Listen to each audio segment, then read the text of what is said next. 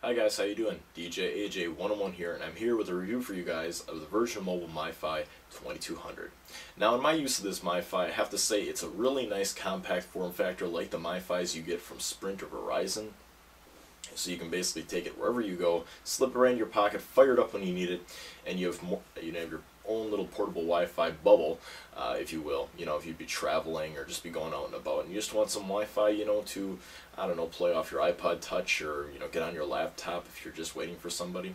Just happen to be out and about, and there is no, Wi-Fi is locked down. Doesn't happen to be any Wi-Fi where you are. Same difference. But it's a really nice little portable Wi-Fi hotspot.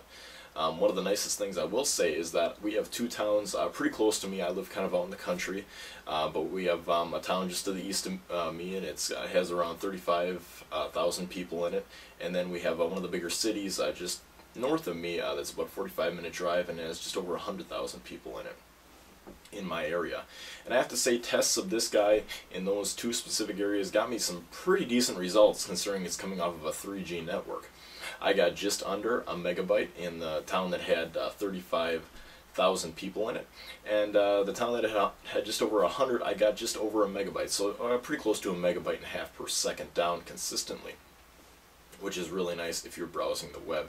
Now, I will say that's not necessarily enough speed to watch your full-length movies at buffer speed. It would trigger up, and I did notice that when watching some YouTube videos, that if you have it in higher quality, it's definitely going to take a little while to buffer. But some pretty good speed out of this Virgin Mobile Mifi, like I said, since they do lease space off Sprint's 3G network. It's nice, portable, compact. I got, I think, just over 2 hours of battery life. $40 a month for the service and $150 for the device itself. And I guess a good thing that I missed, it's no contract, So the fact is that you don't have to, sign yourself into a contract and pay $60 per month every month for a year or 2 years. Is really nice. I would have to say that that's probably one of the main selling points of this Mifi is the fact that you can buy it, turn on one service for a month, turn the service off the next if you aren't going to use it. And they do have two main plans on their website.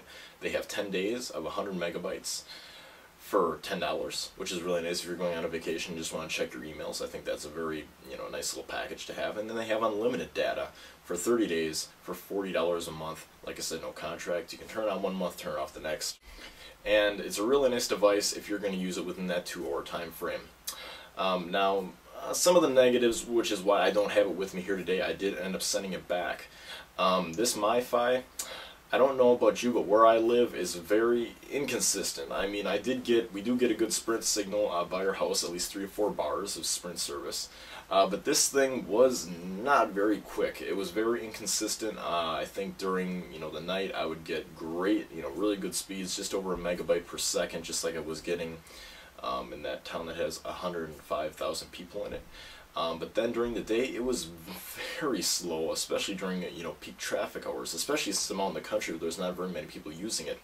The speeds really did slow down, and I did not like that.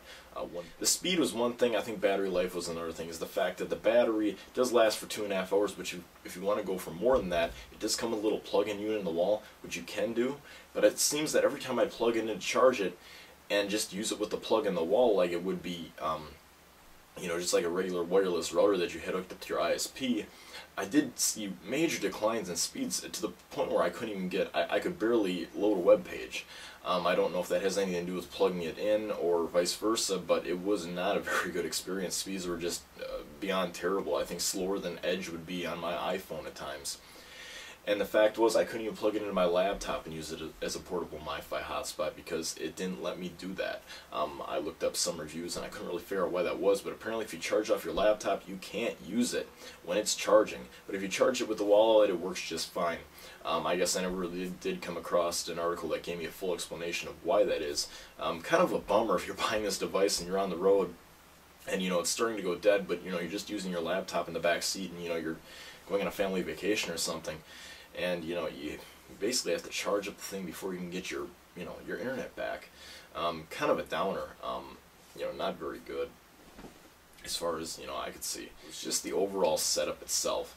A lot of people said it was as easy as going to the site. I think it's virginmobile.mifi, and you just basically create a password, get your account set up.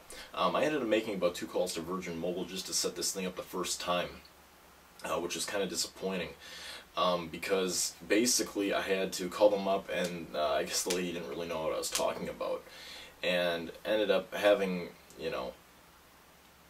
to sit on there and try and get this thing working, and we eventually did get it working. But it's kind of a pain that it's not easier to do it through Virgin Mobile site, considering you should just be able to put in your information, your credit card, and boom, this thing should just it should recognize that you have a MiFi, and you should be all fired up and set to go. But that was kind of a disappointment.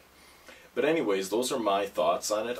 I'd like to hear from you if you guys have any video responses. If maybe you've bought one of these and had a better experience, let me know. Leave a text comment, leave a video response. I love to hear feedback. It gives me feedback on maybe something I missed, and maybe it'll help out somebody else, because like I said, I want this to be an open discussion with you guys. I'm just giving you my thoughts. Maybe coverage is better in your area. I can only imagine that in the bigger cities, even bigger than the biggest one that's around me within an hour's drive, you're probably maybe even going to get better service, maybe 2 megabits per second down, over Sprint's leased their Virgin Mobile 3G network. So anyway, guys, those have been my thoughts, my opinions. I will leave the link down in the sidebar, or in the bar at the bottom of the video here, if you'd like to check this out for yourself, potentially even get it. I do think it's a very nice device if you're going on vacation and you just want to check your emails, but I would not recommend this for long-term use, especially if you need to plug it into the wall or use it, just because I think there are some things that are wrong with it, and it really does not make for a good experience if you're using it any more past the 2 hours of battery life that you're really going to get out of it. But anyway, guys, those have been my opinions, my review of it. Let me know what you guys think if you want. This has been DJ AJ 101 here with a review for you guys of the Virgin Mobile MiFi 2200. Hope you enjoyed. Have a good one.